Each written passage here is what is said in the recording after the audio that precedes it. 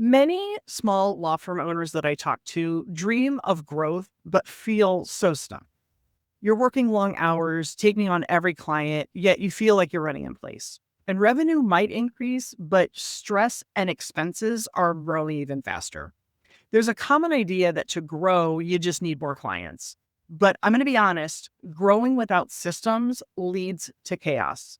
And this episode is about building simple habits and systems that will let your firm expand smoothly and profitably.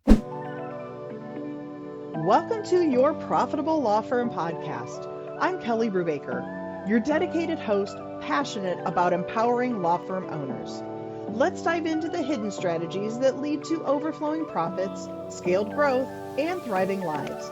This is where overwhelm transforms into confidence, enabling you to create and enjoy your dream firm and your dream life. So first off, you need to define what growth looks like for your firm. Before jumping into marketing or hiring, define what growth actually means to you. It's not just more cases, it's more profit, a better quality of life, and better service for your clients. So ask yourself these couple questions. First, do I know my monthly revenue and expenses? Second, do I track lead conversion rates? And 3, do I know my cash flow? The whole idea here is that you can't improve what you don't measure.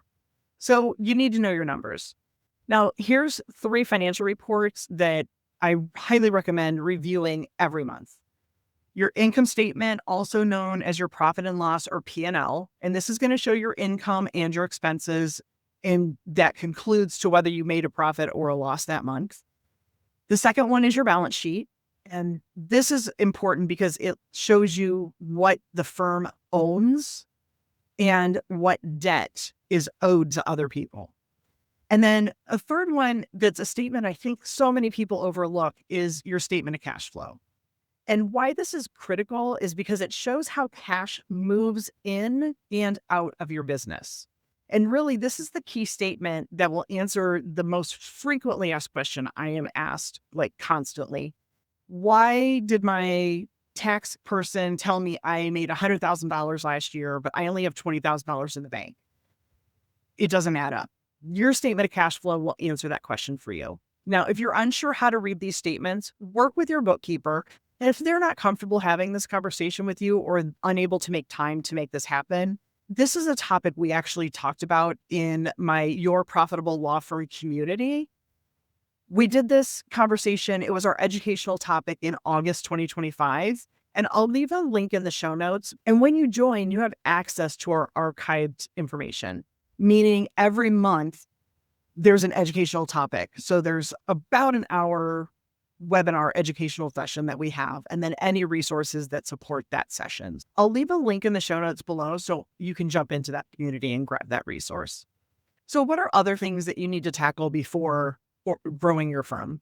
One thing that's top of mind almost all the time for me is making sure you organize your trust account. Now, to me, this is absolutely non-negotiable. And in fact, in every state, your bar requires that your trust accounts are reconciled monthly. And I'm talking to the penny. Make sure that you're keeping client funds completely separate from law firm operating funds and use software to prevent mistakes. So something else to work on is streamline client intake. Be sure that you're able to respond to inquiries within one business day and use a standard form and explain the next steps clearly to prospective clients. Another thing that I'd like you to work on is to protect your time, meaning list your tasks, delegate or automate low-value work, and block your time for strategy. Another thing to work on is to improve your client experience for current clients. Be sure to follow up quickly, keep clients updated, and gather feedback. Work on improving your profitability. So ensure that your fees reflect your value. Bill promptly and follow up on overdue invoices. Another thing to work on is build predictable marketing. And what does that mean? It means first, you want to be able to track your leads where they're coming from, which today, as the world seems to be expanding, this becomes harder and harder. But to the best that you can, track where leads are coming from. Focus on what works and then plan marketing at least 1 month in advance. Something else that you can work on is to automate and systematize. And I know I've talked to some firm owners and they're like, I do not run a mill. I do not want to be robots. I hesitate automating things. And that's not what I'm talking about. What I'm talking about is make sure that you document processes. And why this is important is because what if your key person in intake is off this week? They're on vacation, whether it was planned or unplanned. They could be sick, whatever's keeping them away from work. If something's not documented, how is someone else going to come in and make sure that process functions in the absence of the key player that does this normally? So documenting a process will allow others to be able to chip in and help out when needed. Be sure to use templates. And again, not trying to be a robot.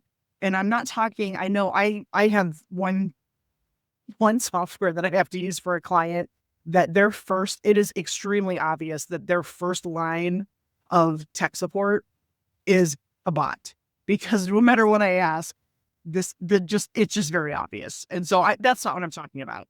What I'm talking about here is for your retainer agreements, your engagement letters, have a template that has all the key information that you need the clients to agree to, and then and you can automate this depending on what software you're using, but you can have where it drops in the information specific to that client, the client's name, address, contact information, the rate that you're going to bill that client, and so forth. But for the most part, your retainer agreement or your engagement letter, I'm guessing 95% of it is the exact same wording you use over and over. So just create an official template for that.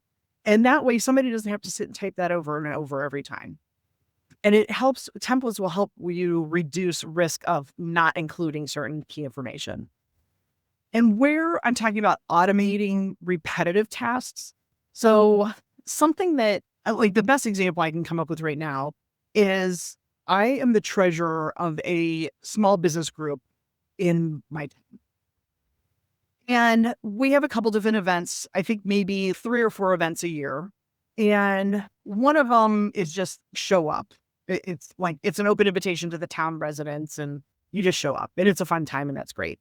But we do have one event that is a fundraiser, and we've got this group, there's maybe 70 different businesses that are part of this group. And about half of them are going out to different businesses in the towns, whether they're part of this group or not part of this group, and asking for some type of support, nominal donation, a free ticket, a free item of whatever they sell. Like our local spa is donating a little hand soap. I just happen to have one because I go there. But so it's just a little, what is this? Like one, I don't have my glasses on. So it's less than an ounce of hand lotion and it smells amazing.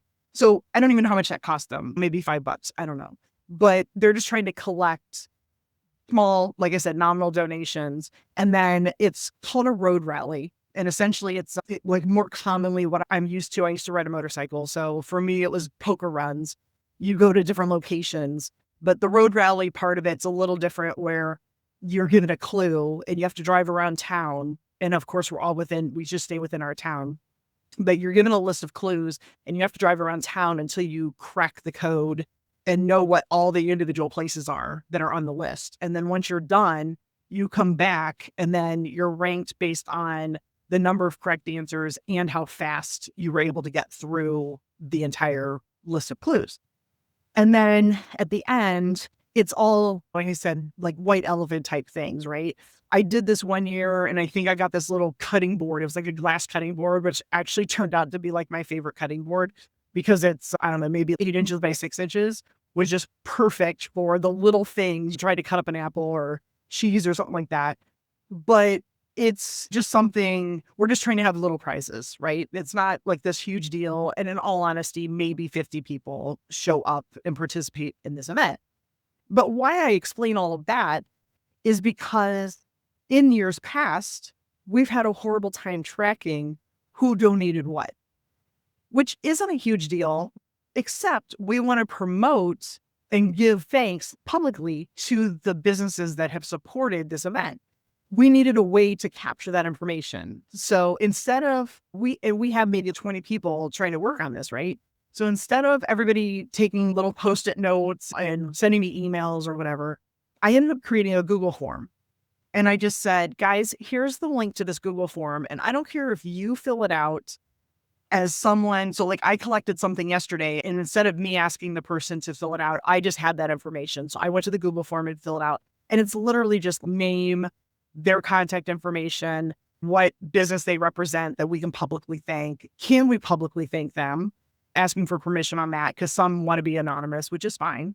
And then just a brief description of what the prize is that they're donating. And so by doing it with the Google form, I now don't have to worry about it. I sent the link out to everybody who needs it and they can just fill it out. And I checked this morning. I think I created the form 2 or 3 days ago and it already has 5 entries on it. And then I was able to share because I don't know if you've used Google Forms before, but you can tell it there's an option to populate the answers into a Google sheet. And so I created the form, sent out the form to everybody, and I said, hey, then click on this link, and here's the link to the Google sheet where it's going to pull all the answers done automatically. So as soon as they're submitted, and so now everybody is getting excited as they're starting to see the answers, their donations coming in. So that's the things that I'm talking about, automating repetitive tasks. So something that would be taking me hours to try to track down and organize all this information, I'm able to let other people take 1 minute, literally 1 minute out of their day to type in the information, and then it's just available to everybody that's on this committee. So what are the things that you can automate in your firm? So one last thing is to be sure that you're reviewing and adjusting. So what I mean by that is review your progress regularly and then adjust systems and processes as needed. Because I will tell you, my firm's been around 20 years.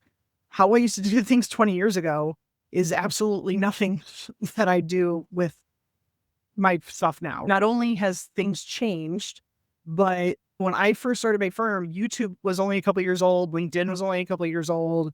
I actually don't even think Chrome existed. Google, I'm pretty sure existed, but things change. Okay. So make sure that, and sometimes it's changing because some system you use changed, or it's sometimes, so you're forced into changing things, or sometimes it's something new has become available. And so now you're like when Zapier came out, I was like, oh my gosh, let's dive into this and see what I can automate and save some time. So that's, I'm encouraging you to review things periodically. Question, is there a way I can do this even better? Or are we good? And sometimes the answer is we're good. It's good exactly, and it functions correctly as it should, and there's no way to improve it. That's fine too.